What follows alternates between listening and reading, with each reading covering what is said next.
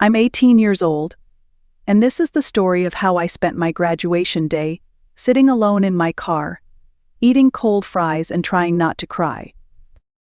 Everyone says graduation is supposed to be one of the happiest days of your life, and maybe for most people it is, but not for me.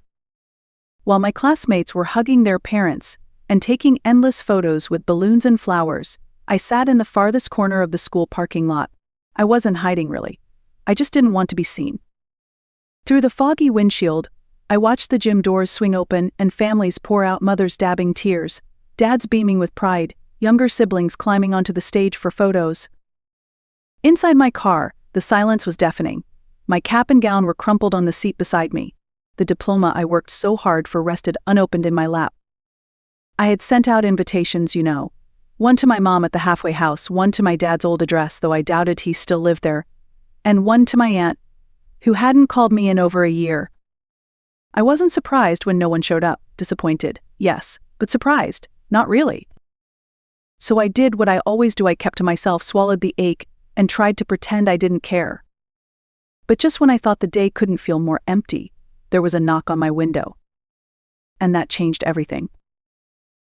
People talk a lot about broken families, but they never tell you how quiet the world gets when no one is looking for you. Growing up, it was mostly just me. My dad left when I was 6. One day he was packing for a trip. The next, he was just gone. No goodbye, no explanation. After that, it was just my mom and me. And some days, not even her. Mom had her own battles. Pills, mostly. Then later, whatever she could get her hands on. When I was 13, I started cooking my own dinners and walking to school alone. I learned to lie to teachers about bruises and skipped meals. I also learned how to disappear in plain sight. At 15, I got a job at the grocery store down the block. It was under the table, late nights, weekends, whatever they could give me. I told myself it was just to save money. But the truth was, I needed something to do, somewhere to go that wasn't home. When my mom got arrested the second time, I moved in with my aunt. She said it was temporary, just until things settled down. But she barely looked me in the eye, like I reminded her of something she'd rather forget. I stayed in the guest room, tried not to take up space. When I turned 17, I rented a small room from an older woman who lived alone. She liked me because I paid rent on time and didn't make noise. School? School was the only place I ever felt halfway visible. I wasn't popular, but I got good grades. I joined the yearbook club not because I liked cameras, but because I liked being behind one. Watching, not watched. I knew graduation was coming. I circled the date on my calendar and read, not because I was excited, but because I needed a finish line, one last mountain to climb. So I sent out those invitations. I told myself maybe, just maybe, someone would show up. Maybe my mom would get clean in time, maybe my dad would feel a flicker of guilt. Maybe my aunt would remember what it felt like to care. But no one came. And even though I had expected it, it still hit like a punch to the chest. That's the thing about hope. It's quiet, stubborn, and painful when it dies. So when the ceremony ended, I didn't linger. I didn't want to answer questions or fake smiles. I took off my gown in the bathroom, grabbed a burger from the drive-thru, and parked my car as far from the noise as I could. I wasn't angry, just tired of pretending that I mattered to people who had long stopped showing up. That's where I was physically and emotionally when I heard the knock on my car window. When I think back to that day, everything feels a little muted, like watching a movie with the volume turned down. The ceremony itself was fine. I walked across the stage like everyone else. Principal Monroe called my name. I smiled for the camera. I shook hands. I said thank you. I took my diploma. It all looked normal. From the outside, you probably couldn't tell anything was wrong. But on the inside, I felt hollow, not sad exactly, more like disconnected. The gym was packed. People were clapping and cheering, waving signs and snapping photos. Every time a name was called, another row of family members would leap to their feet. Moms in dresses, dads with camcorders, grandparents wiping their eyes. When my name was announced, I heard a small cheer, probably one of my teachers. I appreciated it. I really did. But when I looked out into the crowd, there was no one standing for me. No one with a camera, no one waving. I walked off the stage and straight into the hallway. I didn't wait for the reception. I didn't want cake or small talk. I just needed air. I went to the restroom, pulled off my gown, and stuffed it into my backpack. My hands were shaking, but I wasn't crying. I think the tears had already run out somewhere between age 13 and 17. Outside, the sun was too bright. I slid into my car and slammed the door, like I could somehow shut the world out with it. I pulled into a drive-thru, ordered whatever was cheapest, and parked behind the auditorium in a spot where no one would see me. That's where I sat, just me, a lukewarm burger, and a pile of crushed expectations. I stared at the dashboard. The radio played something soft, but I wasn't really listening. I opened the bag and took a bite. The fries were soggy. The burger was dry. I chewed anyway. I kept thinking about how strange it felt. After everything I'd gone through, every test, every night shift, every early morning when I forced myself out of bed just to show up, this was how it ended. Alone in a car that smelled faintly of coffee and fast food grease. This was supposed to be a big moment, a milestone, and yet it felt like just another Tuesday. I looked at my diploma, still sealed. For a second, I wondered if it was even real. If maybe someone would knock on my window and tell me they'd made a mistake. That someone like me, someone who had barely made it through, didn't really belong here. And in a way, that's exactly what happened. Because just as I took another bite of my sandwich, there was a sudden knock on my window. It startled me. I dropped the burger into my lap. When I looked up, I saw Principal Monroe standing there in full graduation regalia, his cap slightly askew, his expression unreadable. For a second, I panicked. I thought I was in trouble, like maybe parking there was against some rule. I rolled down the window halfway. "Mind if I sit with you for a minute?" he asked, not waiting for an answer before walking around to the passenger side. And that's how the second half of my graduation day began. Principal Monroe opened the door and folded himself into the passenger seat like he'd done it 100 times before. His robes bunched up awkwardly around his knees. I scrambled to move my backpack and the crumpled gown out of the way, shoving them into the back seat along with a few empty coffee cups and receipts. "Sorry," I mumbled. "It's a mess in here." He smiled, adjusting his seatbelt, even though we weren't going anywhere. "You should see the teacher's lounge," he said. "This is spotless by comparison." We sat in silence for a minute. I stared at the steering wheel, unsure why he was there, or what I was supposed to say. Then he spoke, not looking at me, just watching the empty parking lot in front of us. "I noticed you didn't stay for the reception." I shrugged. Didn't really feel like celebrating. "I understand," he said quietly. "Believe it or not, I skipped mine too." That caught my attention. I glanced over at him. "My parents were in the middle of a divorce," he continued. "They argued all the way through the ceremony. I left right after I got my diploma and went to the library. Sat between the fiction shelves for 3 hours. He chuckled softly, not bitterly, just like someone telling a story from a lifetime ago. It wasn't what I pictured either. I didn't know what to say. The man who had always seemed so composed, so in control, suddenly felt human, like someone who knew what it meant to feel invisible. He turned to face me. "Jessica, I've seen your transcripts. I know what you've been dealing with. I know how hard you've worked to be here today." I shifted in my seat, uncomfortable under the weight of his words. "It's not a big deal," I said quickly. "Lots of people have it worse." He nodded slowly. "True, but that doesn't make what you've done any less impressive." I looked away. 4 years ago," he added, "your middle school counselor reached out to me. Told me you might not make it through high school. Said your attendance was shaky. That your home life was unstable." He paused. "She wasn't wrong. Statistically, students in your situation, most don't make it. But here you are." It was strange, hearing someone say it out loud. I'd buried most of that, kept it locked up and wrapped in sarcasm or silence. "I guess I just didn't want to become another statistic," I said. He smiled. "You didn't." We sat quietly for a few more moments, the late afternoon sun stretching shadows across the dashboard. Then he added, almost as an afterthought, "Sometimes we look so hard for the people who aren't there, we forget to notice the ones who were." That line stayed with me. Because up until that moment I hadn't realized how many people had been quietly showing up for me all along. I stared at the dashboard, processing what he'd just said. The ones who were there. It sounded simple, but when Principal Monroe started naming names, something inside me shifted.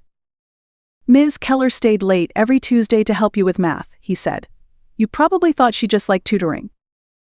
I nodded slowly. I remembered those sessions, how she'd bring snacks and never asked why I always looked tired. She just showed up, week after week, even when I was too exhausted to care. Coach Ramirez let you use the gym showers when your water was shut off for 2 weeks, he continued. My cheeks flushed. I had hoped no one knew about that. Miss Lorna in the cafeteria always made sure you got a little extra on your tray. Said you were still growing. I felt the lump in my throat swell. And then he added, and I seem to recall someone giving you a key to the staff lounge. That week you didn't have a place to sleep. That stopped me cold. He knew. Miss Franklin, my English teacher, had quietly slipped me the key, told me to use the couch, and to be out before 6 a.m. When the early teachers arrived, I thought it was our little secret. I didn't know anyone else had noticed. You weren't as invisible as you thought, Principal Monroe said gently. You just didn't have the kind of support that shows up in photo albums. His words weren't dramatic. They weren't loud. But they hit harder than any applause I could have gotten in that gym. I'd been so consumed by what was missing: parents in the audience, a ride home, someone to take pictures with me, that I had completely overlooked the quiet care stitched through my daily life. A math teacher with kind eyes and unmatched patience. A cafeteria worker with a soft spot for kids who cleaned their trays. A principal who noticed things but didn't make a show of it. They had been there, just not in the way I had expected. I guess I didn't think it counted, I admitted. All of that. I don't know, I thought support had to come from family. Support, he said, comes from people who show up. Blood doesn't guarantee it, love does. I swallowed hard. You didn't do this alone, Jessica, he said. You carried the weight, yes, but others helped you lift it, piece by piece. There was no lecture, no inspirational speech, just truth delivered in the stillness of a car that had become my shelter that afternoon. And then, without ceremony, Principal Monroe reached into his robe and pulled out an envelope. This was supposed to be given out at the reception, he said, handing it to me. But since you missed it. Inside was a card. Handwritten messages covered every inch of the page. Every teacher, counselor, and even some staff members had signed it. Jessica, you've amazed us all. Your strength inspired my whole semester.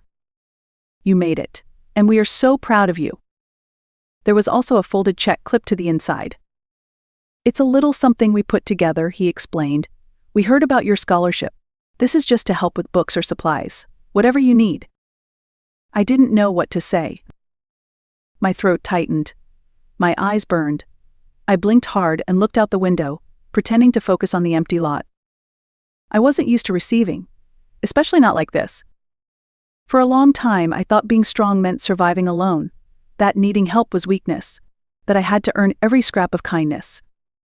But maybe strength is also about accepting love, even when it comes quietly, even when it surprises you. Especially then. I held the card in my hands like it might disappear if I blinked too long. It wasn't flashy, just a plain white envelope with my name written in looping blue ink. But to me, it felt heavier than any award or certificate I'd ever received. I read every message inside slowly, like I was trying to memorize them. Some were short and sweet. Others were full of details, inside jokes from class, words of encouragement, memories I hadn't realized anyone else remembered. There were people in that building who had been watching me, rooting for me, even when I thought I was just blending into the background. And that check, I still don't know how they pulled it together. Principal Monroe said it wasn't much, but to me, it was everything. It meant I could buy my college textbooks without taking on more debt. It meant someone believed in my future enough to invest in it. It meant I wasn't as alone as I'd convinced myself I was. I don't know what to say, I finally whispered. You don't have to say anything, Principal Monroe replied. Just don't waste it. Keep going. I nodded, trying to swallow past the lump in my throat. He glanced at his watch. The reception's probably wrapping up soon. I should head back. As he opened the door, he paused and looked at me again. Jessica, people are shaped by those who show up, not just the ones who leave. That line stuck with me. Because for years I'd been shaped by absence. By the people who didn't come, didn't call, didn't care. I'd let that define me. I wore it like armor. But maybe I'd missed something important. Maybe I wasn't broken. Maybe I was just looking in the wrong direction. Principal Monroe stepped out of the car and adjusted his robes. Then, before closing the door, he leaned in one more time. "A few of us are grabbing dinner at Molly's Diner in an hour," he said casually. "No pressure, but you'd be welcome." Then he walked away, leaving me alone in the car, the envelope still warm in my lap. And for the first time all day, I didn't feel empty. I felt seen. And that changed everything. I sat there for a long time after Principal Monroe left. The parking lot was slowly emptying. Families loading into cars, balloons bouncing in the breeze, laughter drifting through the open windows of the gym. But inside my car, everything had gone still. I looked down at the card again. The check. My name written in so many different hands. I traced the curve of one signature with my finger, not even realizing I was smiling. Something had shifted. It wasn't loud or dramatic, but it was real. For the first time in years, I didn't feel like I had to prove I belonged. I didn't feel like I was pretending to be someone worth cheering for. I wasn't waiting for my family to show up anymore. Because in their own quiet, imperfect ways, others already had. The math tutor who never gave up on me. The coach who kept the gym unlocked. The English teacher who handed me a key when I had nowhere else to go. I had been so focused on who wasn't there, I never realized how many people had chosen to be. Maybe I wasn't alone. Maybe I never really had been. And maybe that made all the difference. I checked the time. It had been almost an hour since Principal Monroe left. Molly's Diner was only 10 minutes away. I stared at the address on my phone, my thumb hovering over the screen like it might burn me if I tapped the directions. I didn't know why I was so nervous. These were the same people I'd seen in hallways every day for 4 years. And yet, the idea of walking into that diner made my stomach flip. I almost didn't go. 3 times I turned the key in the ignition and hovered, foot on the brake, ready to pull away. But then I saw the graduation cap lying in the back seat. I reached back and placed it gently on the passenger seat, like I needed a reminder of what today meant. So I drove. When I pulled into the diner parking lot, I saw familiar cars. Evs Keller's red SUV. Coach Ramirez leaning against the hood, laughing at something Miss Lorna said. Miss Franklin was already holding the door open, waving at someone inside. My palms were sweating. I took a breath, stepped out of the car, and walked slowly toward the entrance. Principal Monroe noticed me first. He didn't smile or make a big show, he just nodded, like he expected me all along. But Ms. Keller? She lit up like Christmas morning. Jessica, you made it. Others turned. There were smiles, waves, small cheers. And for the first time in a long time, I didn't want to run from the attention. I stepped inside. The light was warm, the noise comforting. And as someone slid over to make space for me in the booth, I realized something quietly powerful. This wasn't just a group of teachers. This was my people. My chosen family. And I belonged here. That night, I didn't post any pictures on social media. There were no family portraits in front of balloons, no long captions about overcoming the odds. But in a quiet booth at Molly's Diner, over greasy fries and laughter that felt warmer than anything I'd heard all day, I realized something I should have known a long time ago. Family isn't always the people you're born to. Sometimes family is the math teacher who stays late, the cafeteria worker who slips you an extra cookie, the principal who notices when you disappear, the people who choose you day after day, even when they have no obligation to. For so long, I believed my worth was tied to the ones who left. I carried their absence like proof that something was wrong with me. But sitting there, surrounded by people who had seen me at my worst and still pulled up a seat for me at the table I knew better, I had survived. More than that, I had been seen, supported, cared for in quiet ways that mattered more than any applause. So if you're listening to this and you've ever felt invisible, forgotten, or unworthy, please hear me. You are not alone. And maybe today, or tomorrow, someone will knock on your window too. When they do, let them in. If this story meant something to you, I hope you'll share it. Like, comment, or send it to someone who might need to hear it. Because we all deserve to feel seen. even just for one night.